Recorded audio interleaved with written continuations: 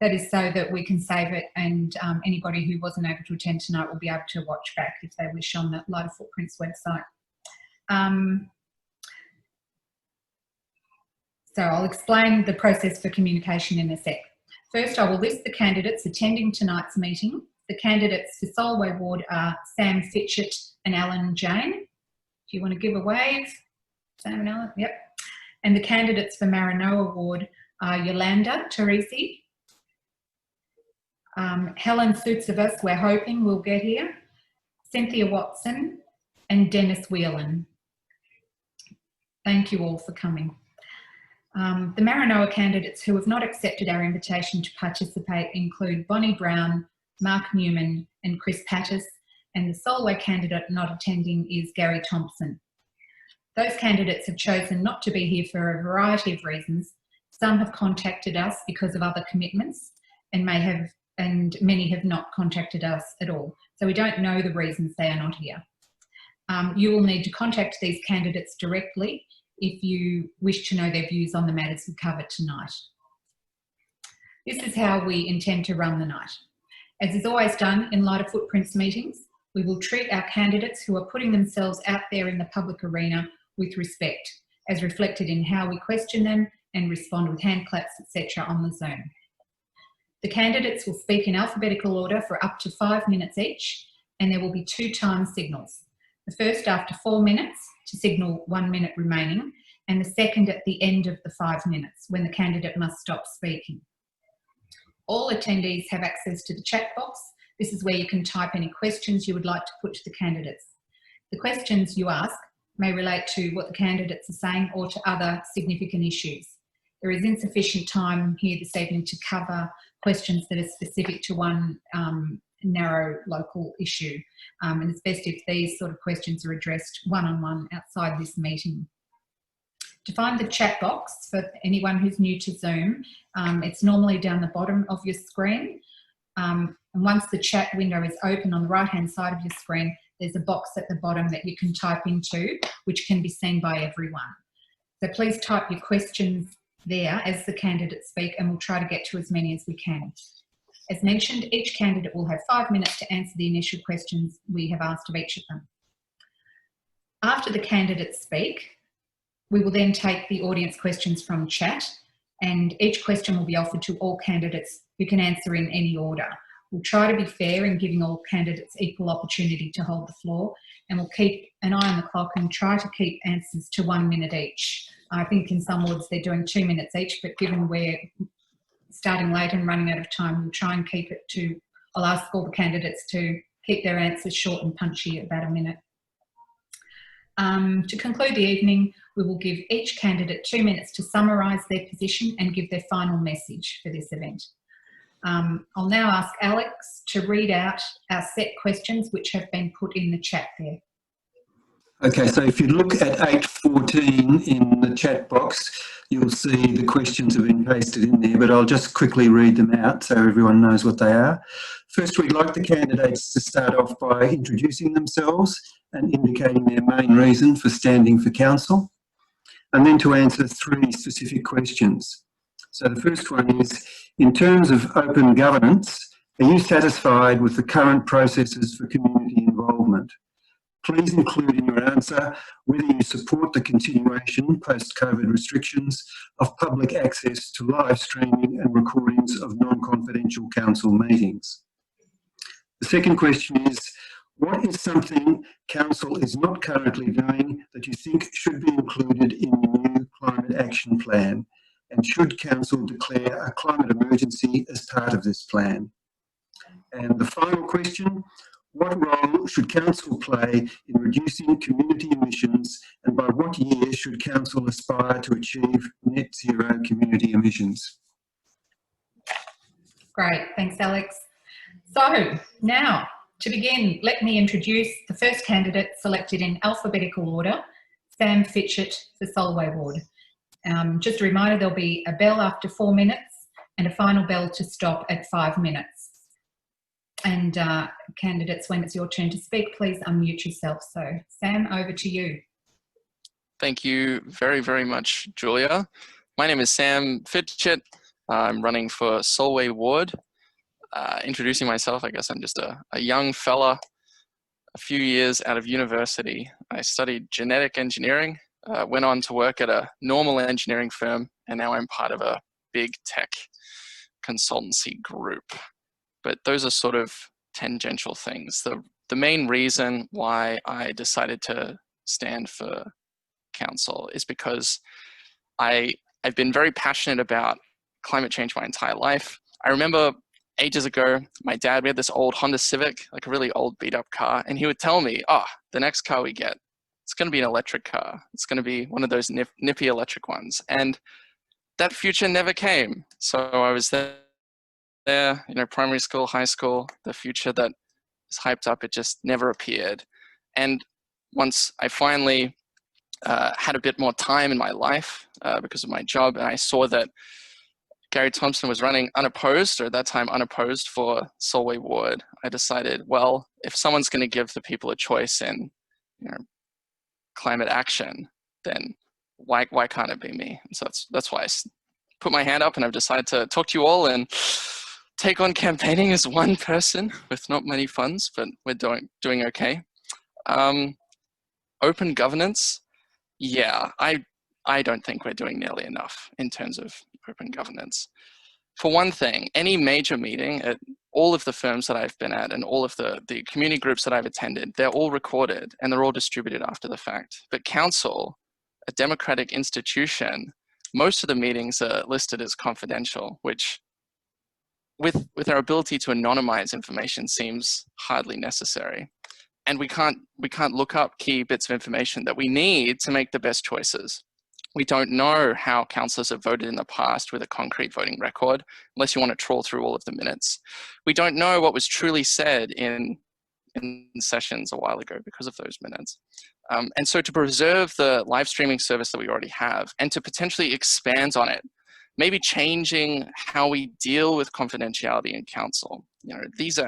They're our councillors after all. We should be able to know as much as possible about what they are doing and how they're deciding on key issues.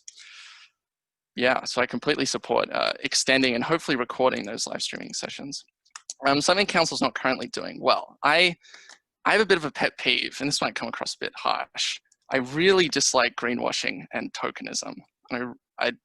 Maybe it's just because of my experience, my exposure to promises that never really get delivered. And when I look at the current budget of council and I look at the commitments that they make, they're quite entrenched in sort of corporate games. The Green Star rating, for example. I called up the people at the Green Star rating. The council wants all buildings to have a 5-star rating on this particular thing. I called them up and I asked them, hey, what are your rating criteria? Can I have a list, your key details? Which scientists do you have on your panel? I'm sorry, we can't tell you. Oh, I'm sorry, that's a company secret. I looked it up. They're a private corporation and their board is stacked with developers. These sort of council promotions that we can look at the newly being designed Q Resource Center and they can say, don't worry about it. Don't worry about the sustainability. It's fine. We have a 5-star green rating from this green rating firm. That's not good enough.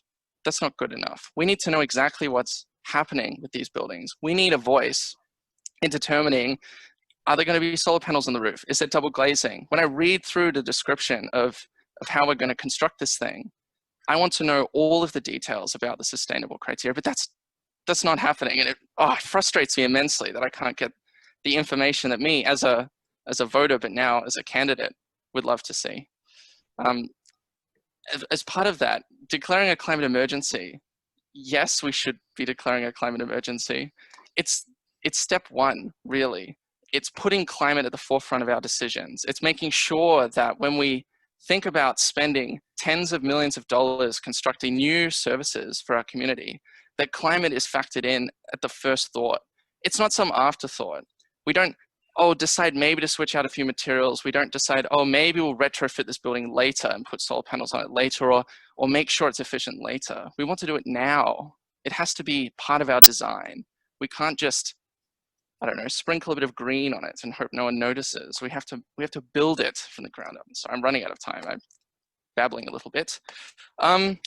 what role should council play in reducing emissions? I'm of the view, much like Craig, that it's not about what role should we play. I used to work with an engineer at the firm, building a sewage treatment plant. He used to say, "Not my area," in a thick American accent, because that was his attitude. It wasn't his area, he doesn't have to deal with it. But we all have to deal with the consequences of climate change. And we all have to deal with the future that we're creating for our children, our grandchildren. And so council should do as much as it can. Any way it can, as much as it can. And that is my 5-minute spiel. Thank you very much. Thank you. So can I just check, Sam, you did hear the bells? Did not hear. No, I might have to use a different. No, you finished it. I did have a little timer on my phone. Oh, you did it on time. Perfect. I did have my phone going too, but it must have been a bit too quiet. Okay, our next, thank you very much. Our next candidate is Alan Jane of Solway Ward. Thanks, Alan. So your 5-minute start, hopefully you'll hear a bell after 4 minutes. Thanks. Can you hear me? Yep. Okay. Yeah, my name's Alan Jane. I'm married. I've got 2 sons. I've got if you look down there, my other favourite son is my cat. And I'm be 60 this year. I've been in the digital imaging business. And so, yeah, the reason for standing for me is that I got fairly heavily involved with the Heritage Gap study and was exceptionally unimpressed with the way the council handled that. As part of that, I actually decided to knock my house down rather quickly, which then made me get in contact with the council because they decided to absolutely trash the nature strip tree in front of my property, which singularly unimpressed me. Add to that, I then in March sent an email to council requesting that with the current pandemic that we actually reduce rates, and didn't even get an answer. Unfortunately, actually, Gary was the only councillor that email didn't go to because I forgot to put 1 R in.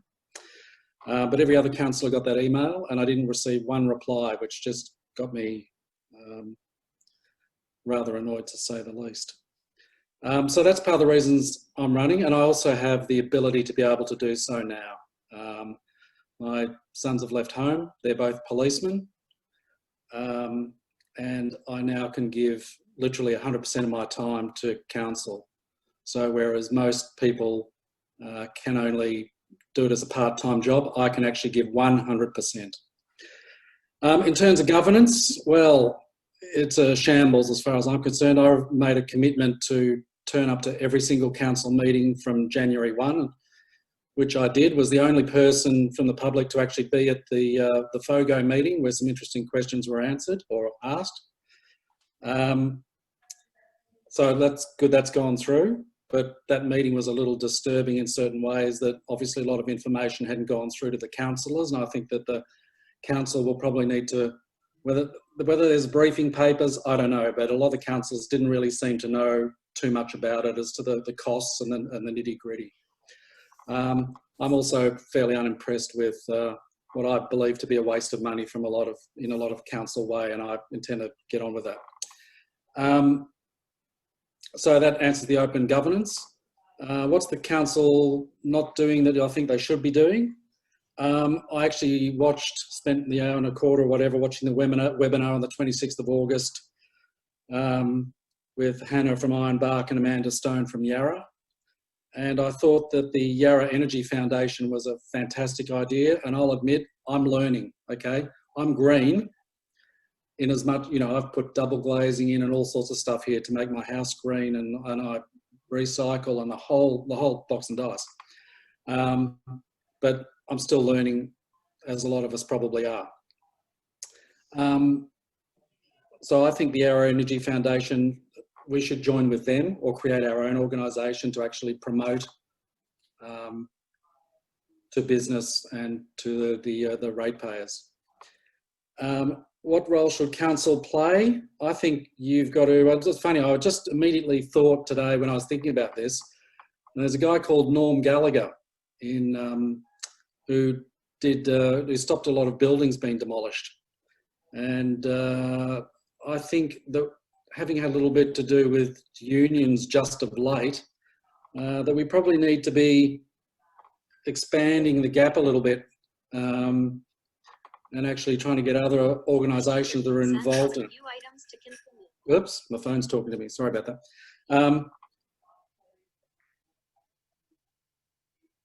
So yeah, I think we need to get other parties involved to be able to achieve the goal.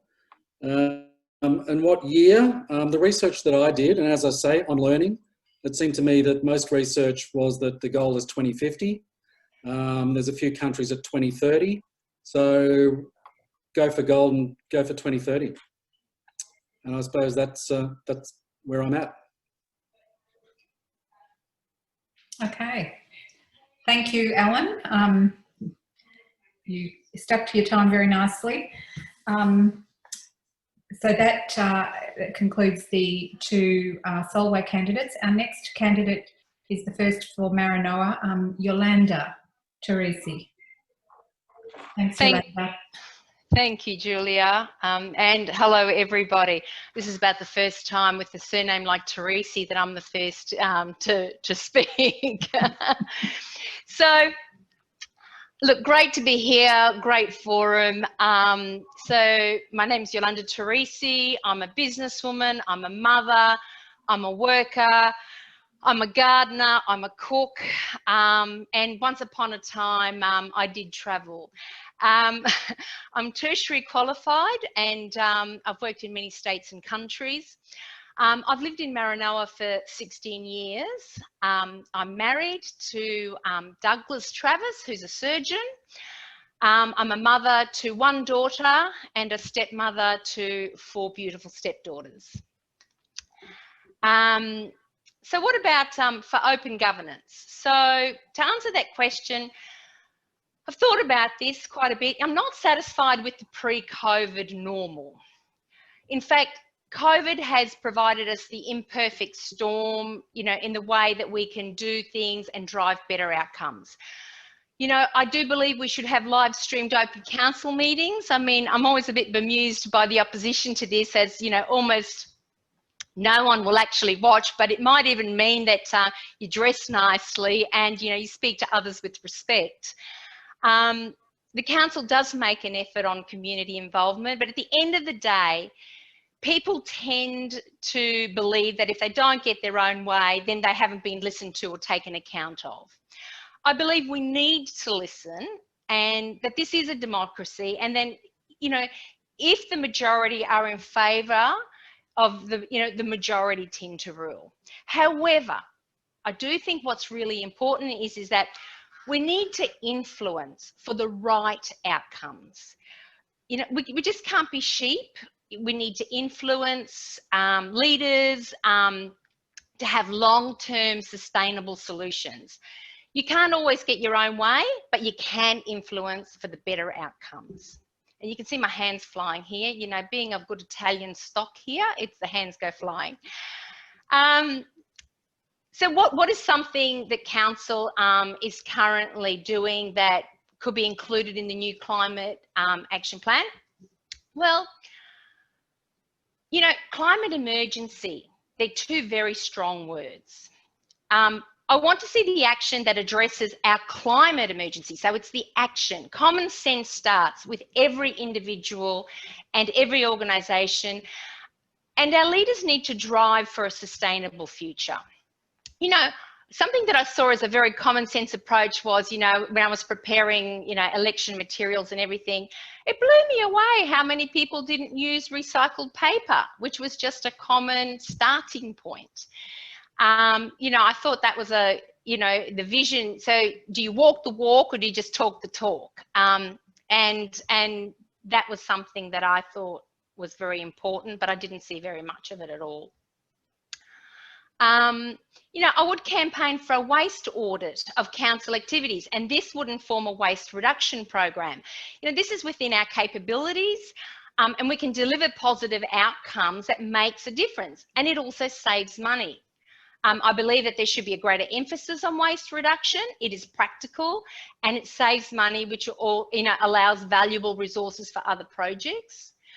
Expanding on that waste reduction theme, the critical aspect is to focus on intelligent design products.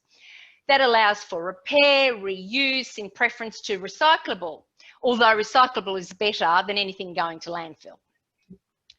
The phasing out of natural gas is dependent on the phasing in of renewable energy. Both can be done simultaneously, but must be done in a coordinated manner because council ultimately has to function.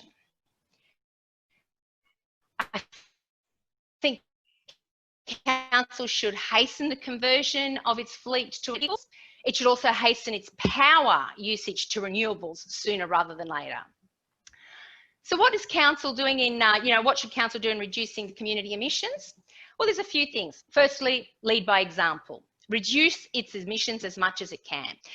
Like that means continuing the conversion to renewable energies used in council assets, continued conversion of the electric vehicles. I think council needs to choose its inputs very carefully with a view to reducing waste, optimising reuse, then recycling, and then as a last resort, landfill. Creating planning programs that reduce heat build-up in society, good urban design, vegetation retention, open spaces, and vertical forests. I love vertical forests. Council should facilitate... Thank you very much, Yolanda. Thank you. Great. Now, our second candidate for the Maranoa Award is Helen Tsoutsouvas. Very pleased you finally made it in, Helen. Oh, thank you. Thank you. I was picked in the order just by another person with another candidate with the same T. It's very funny how that works. But look, yes, very grateful for the opportunity. My name is Helen Tsoutsouvas. I actually attended the Lighter Footprints Forum 4 years ago.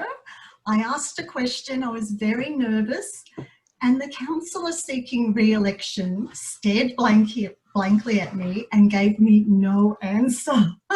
It was actually at that moment that I decided to run to be councillor for the next term. Now, it is really sad, but I continue to be extremely dissatisfied with council processes for community involvement. Look, I made a submission on canopy tree protection 3 years ago. I'm sure I wasn't the only one, but I'm still waiting for any feedback from council at all. Many of your surveys go without any council feedback. And honestly, it feels like the surveys are all locked away in a giant junk mail file. And then when you directly email councillors, that can be an awful experience too. One of my children, my adult daughter, she had to wait 6 months for our councillor to respond to her emails. Our councillor did not answer her inquiry and actually asked her whether she was still interested in an answer. When my daughter emailed yes, she had to wait a further 3 months for a response. This is just completely unacceptable. So I'm really, really keen on the live streaming and recording of council meetings. It's vital for residents in lockdown and beyond. But the recordings, I don't know if you know this, they actually stopped suddenly 3 months ago without any advance notice to residents. The last recorded meeting was the 22nd of June. So this is yet another example of the very poor treatment of community involvement. But the biggest community concern to emerge from COVID is the council dropping the ball on its legal action to stop the 24-lane Northeast Link cutting through our parks and gardens. Look, we all need open space within 5 kilometres of our homes, just in case these lockdowns continue. Other councils managed to prevent the East-West Link because they were actively engaged with residents and did not discuss strategies in secret behind closed doors. But this is exactly what our council does in declaring important community matters confidential, then shutting the residents out. And incredibly, many residents still think that the North East Link cannot be stopped, even though the Premier has not even signed it off. The council needs to let residents know that they can still influence the decision. And the enormous loss of parkland is far more important than whether a park should have an off-lead dog section. I mean, if that was a concern for our parkland, I would be so happy. But to see that it could be decimated for a 24-lane Northeast Link is unbelievable. Then when we get to climate action plan, look, it's clear. Craig, you know, he put it perfectly. Council should immediately declare a climate emergency right now. This is just as important as the COVID emergency. The climate plan action itself should include plans for safe havens where residents can congregate easily when there are power outages and super hot temperatures which risk the health of vulnerable residents. We also need the council to step up and make sure homes are surrounded by adequate cooling vegetation. Now the council, they don't want to tell us this, but they can easily do this by finally activating their own neglected vegetation overlays. This would protect canopy tree cover and achieve far better compliance because of the $20,000 penalty. And indeed, the $20,000 penalty is exactly what the council was seeking recently in the Local Government Act as a penalty for illegal tree felling. So I can't understand the council hiding this information. 2040 is an achievable goal for zero community emissions. There is so much the council could do to reduce community emissions. Council needs to lead by example. For example, it's no use putting the slogan, every bit counts, on trucks which pick up our weekly recycling when the council does things like a letterbox drops, the Boroondara bulletins, which most residents can access online. It is such an unnecessary waste of paper each month. There are many more examples. These are just some of the reasons why I'm standing for councillor. I hope I did the 5 minutes. I hope it was yeah, that was perfect. I'm not sure if people can hear my bell. Can you hear this? Yep. I've started dinging a glass now because my phone bell wasn't very good. Thank you very much, Helen.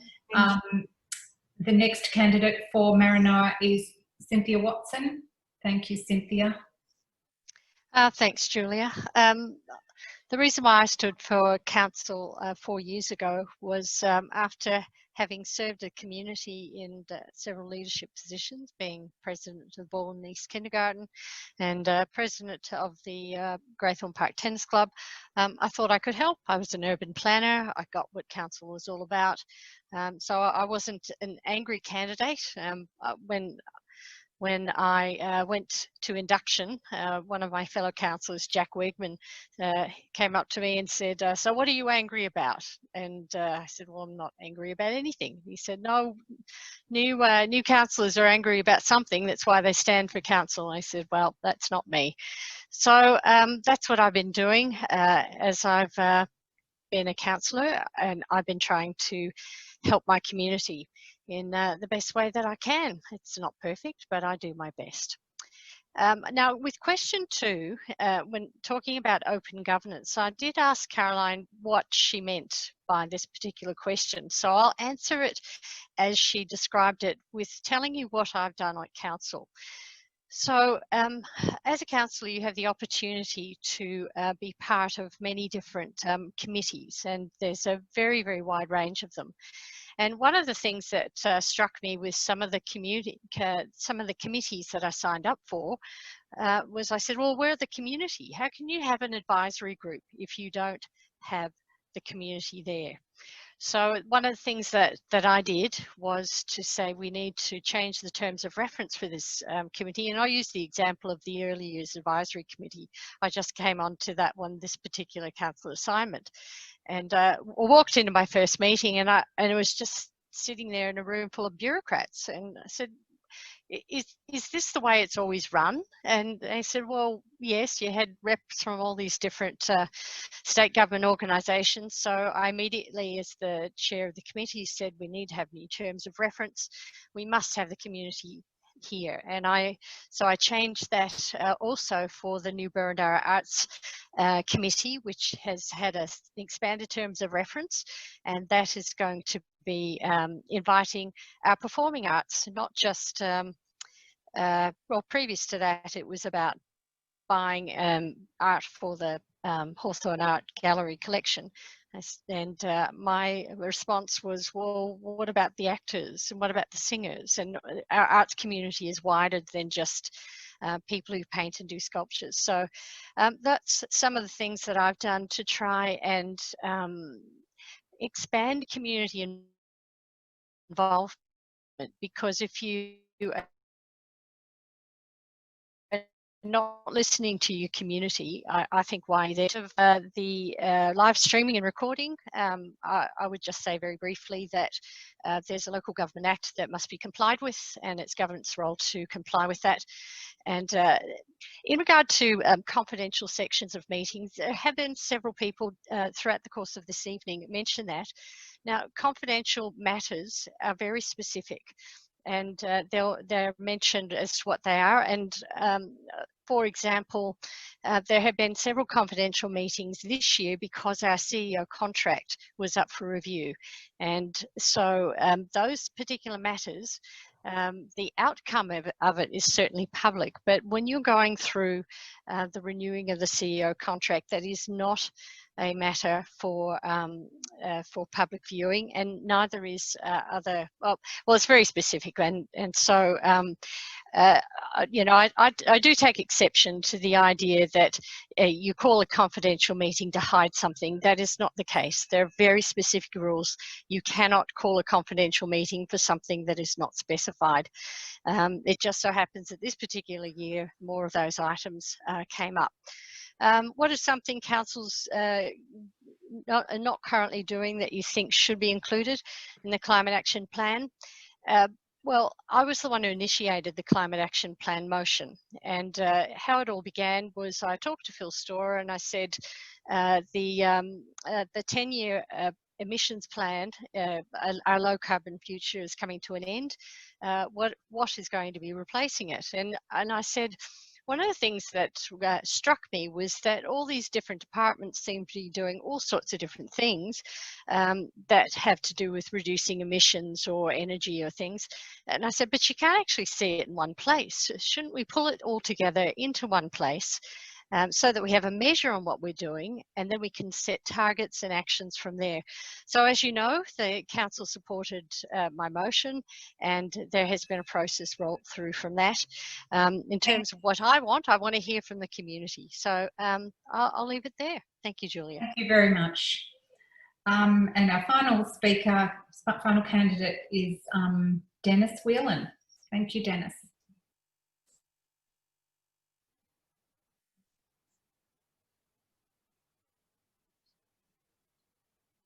Yes. Can you hear me? I can now. Oh, good. Okay. I'll just go through the questions as you gave on the list, and I thought I'd just introduce myself by just telling you that I was once formerly a councillor for once for the old city of Camberwell and then for the city of Boroondara for the Maranoa ward, and I think that I bring experience and ability to the role of councillor, and that's why I'm standing at the present time, because I'm not entirely satisfied with the representation that we have at the present time. Just to give you briefly, I'm a retired person. I started my life in engineering, so I have a pretty good background in engineering. But in the last 20-odd years of my life, I switched to the disability field, founded a number of organisations to find employment for people with disabilities. I think in this particular area, people don't sort of realise there are a lot of people with disabilities. There are a lot of unemployed people and people doing it really hard. And that's an area that really is quite a lot of interest to me. I'm a volunteer for the St George's Hospital. I take my dog round there, and he's basically the volunteer. And for 12 years, I was a lifeline counsellor, so I learned a lot of skills about listening to people and trying to understand what the music behind the message, if you like. So I've always been available for meetings face to face. And one of the big problems I have at the present time is that the council seems to have drifted away from inclusion of people in the process. This is the ordinary person out there on the street. We no longer have ward meetings. I think ward meetings are absolutely vital. 2 or 3 times a year at least. It's just not good enough to assume that everyone's okay because they're not contacting you. I think every person in the city of Boroondara should have a little card which lists your councillor name and all the vital services and people that you need to contact. If you don't do that, they have no idea. So the other thing that I found a worry of late is that we don't get letters from the councillor. We always used to get ward letters, and I always used to write my own, and I wouldn't let anybody else do it. And I was pretty honest and open with everything that I recorded, and I passed this on to people. So one of the things I would like to see is a much greater involvement of the community within Maranoa in the actual operation of the council. And for that, one of the things I would initiate is I'd have a council representative group. And there'd be probably about 20 people, and I'd draw them from all different areas of Maranoa. And we would discuss all matters pertaining to council at the present time. We get very little representation from our council. I'll give you a specific example. Yolanda Street had an upgrade. It was about $1 million, something like that. So it's a fairly significant upgrade.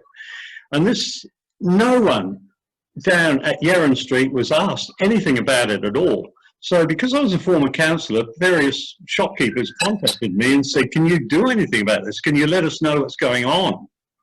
So as Philip Storer, the CEO at the time, would say, I got onto him, and we actually ironed the questions out, but there should have been a proper community consultation, which there never was. So that's $1 million of money that was going to be spent.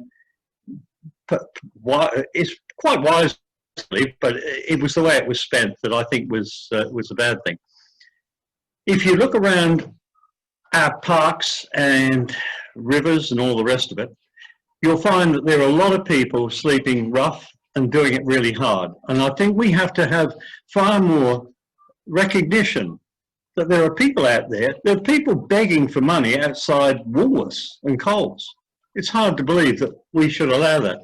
I think we should have a lot more to do with community housing. We don't do enough of that. And the other things that that do concern me greatly at the present time is the loss of tree cover.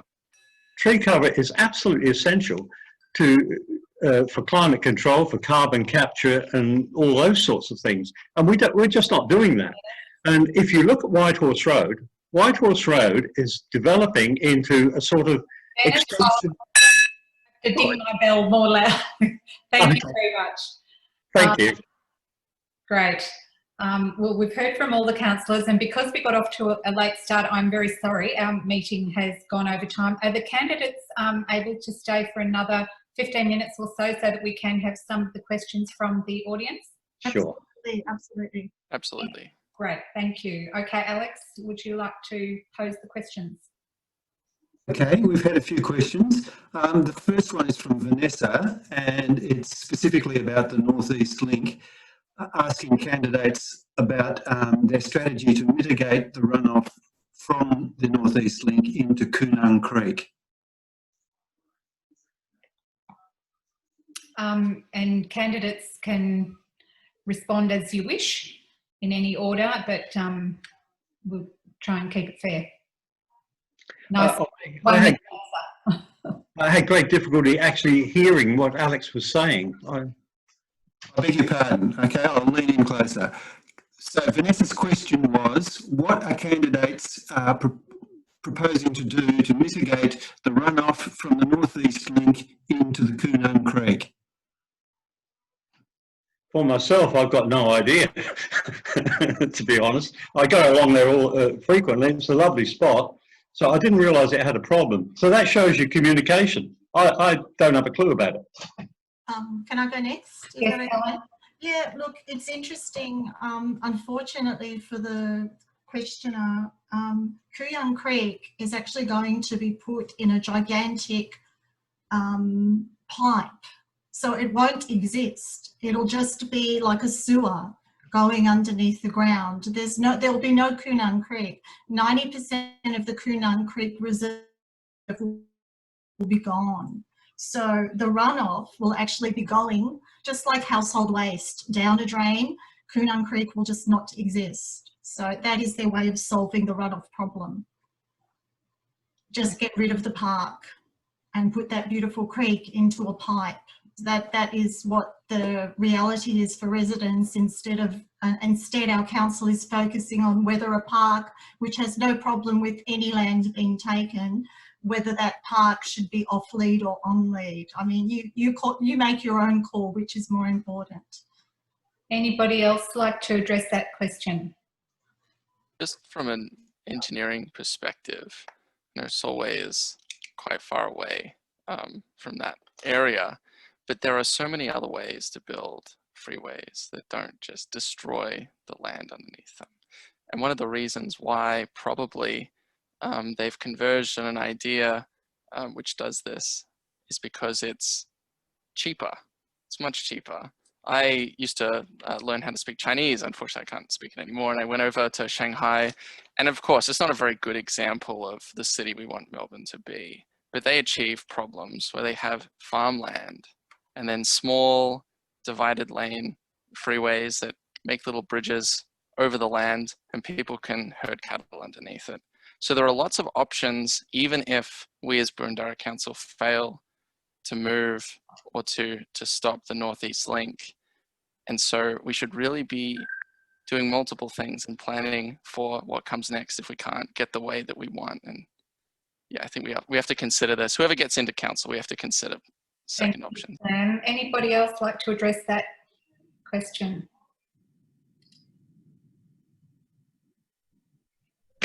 Okay, is there okay, I've got another one, Julia. Yep. From Kat. This is relating to confidentiality in meetings. Can't certain parts of meetings which cover confidential matters be covered at the end of meetings so that only that part is excluded from the recording? I'm having great trouble understanding what Alex is saying. His line is breaking up. I'll repeat that question because there was a problem with the sound. Kat asked, can't certain parts of meetings which cover confidential matters perhaps be covered at the end of meetings? So leaving the rest of the meeting to be open to the community. From the meetings that I've attended, that's what actually does seem to happen.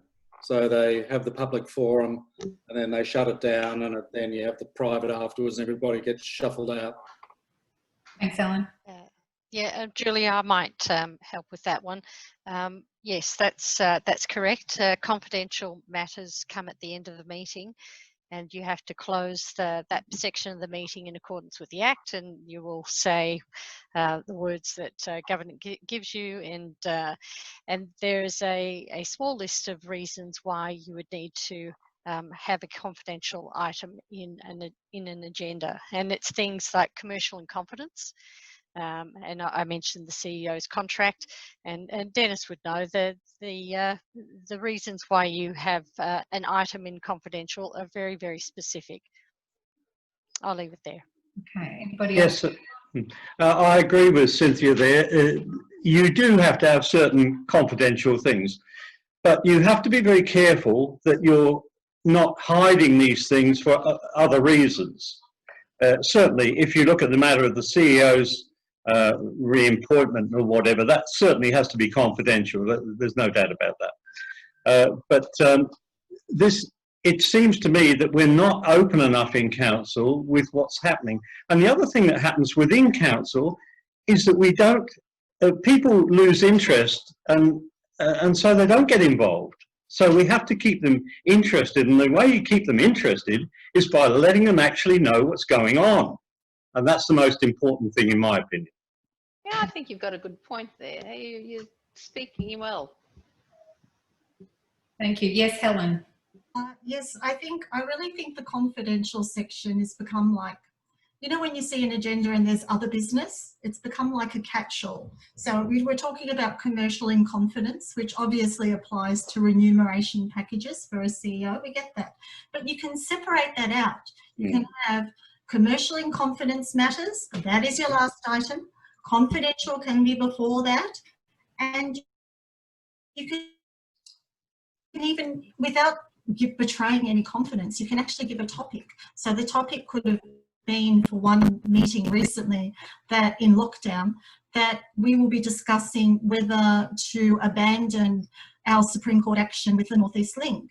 That is not giving anything away. That is telling you that that makes sense, possibly, that it's confidential. But to find that out later with no opportunity for the public to even gauge what is happening, when we just miss out on all those headlines that could have helped us to snowball, get residents on board in lockdown when they've only got a 5-kilometre zone, to you know, have some open space. They would have had time to build the traction, to get it going from the ground up, from community up to the councillors and then up to the state government. But now that opportunity is gone and we have to think of other ways. It's so short-sighted. Thank you. Did anybody else want to address that question? Pretty well covered. Okay. Oh, Sam, Okay. you want to say something? I want to be a bit radical as a young fella. I don't, and maybe this might be slightly naive on my part, but I don't see why CEO remuneration should be a confidential matter. I don't see why the pay of any councillor or any sort of situation, which is ratepayers providing money to public servants, should be confidential. The entire backyard biodiversity fund is less than the CEO's yearly salary. I think we have to have these conversations. We have to talk to the community about them and workshop them. But maybe there's something I'm missing out on. That's just my feeling on the matter. The Local Government Act, Sam, the matters that need to be in confidence, and let that be your guide when you're a councillor. Yeah. Yeah, and in fact, there are a few issues in that Local Government Act that do preclude you from doing quite a few things, unfortunately. Maybe there needs to be some lobbying to change the Local Government Act. Yeah, maybe that does. Okay, thank you. I might throw a question in, if I may. How do councillors feel about the way COVID-19 has hit people and the role of local government in addressing that? I'd like to answer that. Look, I represent quite a number of businesses, probably about 80 businesses, and COVID has hit business very, very hard. It then, in fact, has hit families because businesses aren't doing well. It devastates me that I walk along these shopping strips, have how many empty shops there are. One of the things that I really felt that council didn't address this year during the year of a pandemic was the increasing of the rates by 2%. I looked up the Local Government Act and everything, and the legislation with regard to that, and you can put them up by 2%, which is what council did in a pandemic year, and businesses are bleeding. I do think that should not have happened, that there should have been more understanding of the implications and what COVID has done to families and business, and not just in Boroondara, but right across everybody that's been affected by it, and that has touched everybody. We now have a case where the state government is giving council money to go towards requirements within within the council area. One of the things that I've been lobbying for, together with other trader associations, is that to give a one-off rate relief of a subsidy for this year to businesses to start with, but it's been Yolanda, I might invite somebody else to respond to that question too. Alan, yeah? You just unmute yourself, Alan. What you've got to realise is that a council is basically the only institution that I can think of that doesn't have to sell anything, okay? Every organisation, I mean, I'm an investor, and everybody has to actually have a sales department. A council doesn't have a sales department. That's part of the reason why the CEO shouldn't be paid what he gets paid, because he's not responsible for getting money in the door. The rates account, I have gone through the budget over and over and over. The rates count for around about 80% of income. That's why I wrote my email earlier on this year, because you could just see what was going to happen. It's a very large part of our, of a bill. People are doing it tough. You know, the average rate as per the budget is $2,000. Probably for most people it's more like $3,000. And yet the council only gives a lousy $4.5 million, and that's mainly to business and not really helping the man in the street. And I think it's a total disgrace, and that's why I'm running. Thanks, Alan. Yes, Helen. You'll have to unmute yourself, Helen. I think it's really disappointing just to talk about it from the business angle. Obviously there are jobs there, but people need empathy. People need to know that they're being understood. The emotional toll has been incredible on the residents. I don't know how many people actually run businesses, but I would say 99% of people are residents. So, we have, for instance, you know, when we're in lockdown, people aren't travelling far. We don't have a need, for instance, for 21 parking inspectors across the municipality. So why can't they be delivering Meals on Wheels instead of just trying to find people for maybe putting their car, 20 degrees beyond the angle they should in their car, in their own driveway? Those kind of things make a real difference to how people feel. If they see that the council, instead of hiding in its little bubble, can come out and actually deliver some meals to people, deliver empathy, look at the emotional toll, then they will be seen to be helping. I do believe that council suspended fines. Maybe Cynthia could, during this COVID period. Cynthia, can you answer that?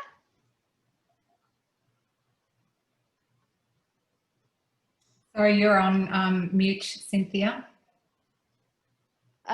Yes, there was a whole package of things that happened, and fining and well, it all depends on which lockdown you're talking about, but I'll give the short answers, yes, but I've lost complete track, Julia, of what the question was in the first place. There's something about COVID-19. We've actually moved on. I'm aware it's now 9:15. There are quite a few questions here, Julia. I'll just, maybe we can just squeeze one more in. There's one from John about candidates' priorities for improving walking and cycling in Boroondara. So what are candidates' priorities for improving walking and cycling in Boroondara? Create bike hubs at the train stations, because that gets cars off the road. Thanks, Yolanda. Yes, please. Sorry, I second that. Bike hubs are amazing. I use them all the time. Sam, thank you. Walking as much as I do, the footpath condition is pretty disgraceful, so I'm a big one for spending some money there. Thanks, Alan. Helen? Oh, yeah, look, I've probably walked and cycled down every street in Maranoa, trying to keep with my dog, trying to keep to the 5K zone. You're absolutely right. The uneven footpaths, they're so dangerous. And I think also on the Koonung Trail, those kind of things, you actually need to, unfortunately, widen the path. They're so popular. It's very hard. It's just like being in a freeway on its own. People are families, bikes. They're just way too narrow. In fact, if anything, we need more lanes in our bike paths than we do lanes on our roads. Thanks, Helen. Dennis, did you have anything to contribute to that question? Sorry, speaking to me? Yes, I just wanted to about improving walking or cycling. I don't see much problem where I am anyway. People seem to use the bike lanes pretty well, and our streets are pretty well maintained. You shouldn't be on the footpath anyway if you're cycling. You should be in the lane, you know. And I go around Kooyong Creek there, and certainly everyone's racing up and down, and I try and avoid being killed with my dog. That's about the best I could do. I think really we should be talking in the last few minutes more, as Bill Ford suggested, about climate change. What are we going to do about it? Because that's the thing that's going to kill the planet. Well, what I might suggest is to give everyone 2 final minutes to say what is the thing you would like people to take away with them today that represents what you hope they will know you for. So I think we'll go back to our alphabetical order. So Sam, if you could start. Thank you very much. Just to sum me up, I guess, I'm very much an attitudes person. A lot of my experience, especially in an engineering firm, is seeing how an attitude can be ingrained into the processes of, in this case, it was a company. Safety, because of certain historical events and legislation, was put into every act in designing what was a sewage treatment plant. Every single engineer would look at the plant and think, oh, is this safe? Is this pipe going to be safe? Is this walkway going to be safe? Why can't we do that for climate change and sustainability? Every single thing the council does can be put through the lens of sustainability. If I go to the Kew Resource Centre promotional piece on the Boroondara website, I should be able to see all of the sustainable actions that are being taken place. Unfortunately, currently, that's not the case.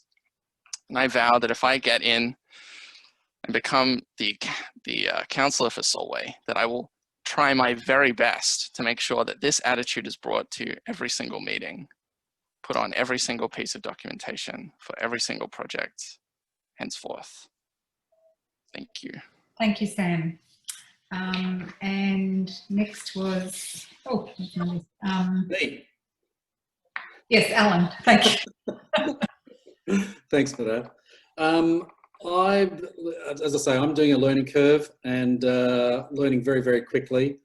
I would love to introduce climate emergency. I do have a problem with the word emergency though, and I've gone and looked at the definition, and I totally agree with everything that it believes in. Just that one word I have a problem with. If we can change it to something else, I'd be a very happy man. But I want the council, like Dennis was saying, is I want to have the council be treated like a company from the point of view that we are its shareholders, and the councillors are directors and the employees. And I want an annual AGM where Phil Storer and his top line of managers actually have to front up. And I will fight tooth and nail for this, because to me, they're the faceless men, and the councillors, you know, the directors get to show their faces, and the men behind the scenes don't. And so I think, you know, we'd be able to affect more change, and the community will feel more involved, and that's the way that we'll make change more rapid. Okay, thanks, Alan. Yolanda?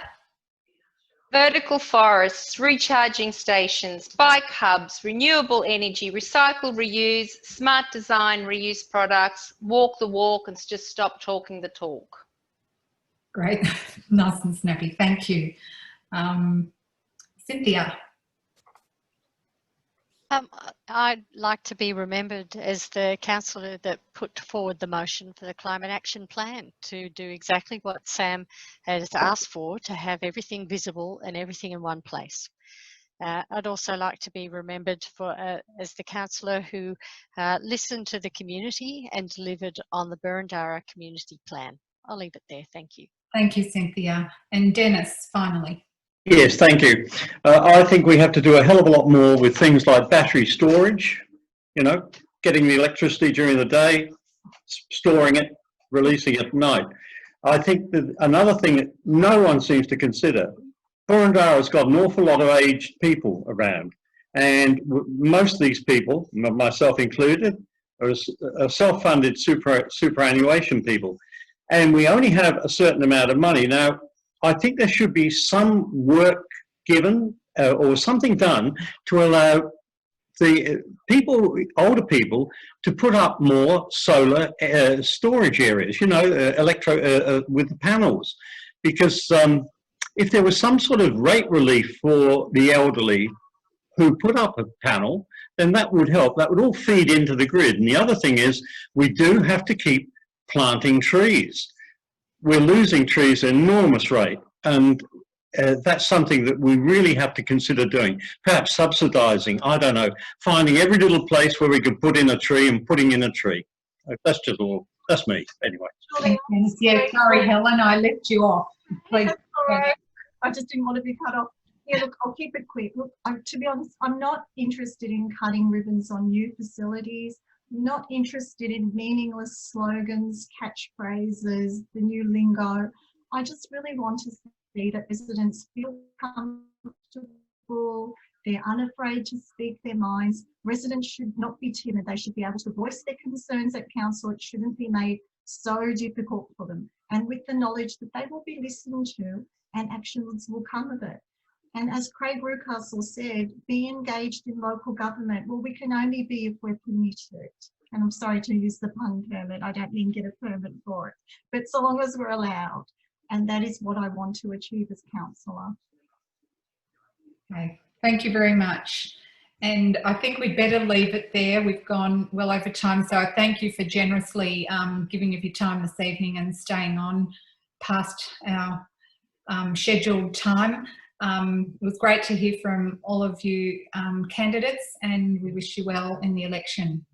Thank you. So much. Thanks very much, Julia. Bye-bye. Thanks, everybody. Thank you.